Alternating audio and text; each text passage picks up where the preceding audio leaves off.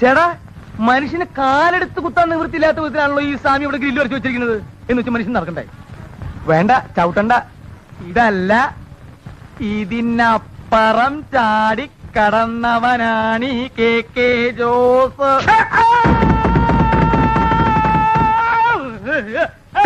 അയ്യോ എന്റെ ദൈവമേ, എവിടുന്നാ വന്നേ? എന്തോന്നാണോ ഇത്?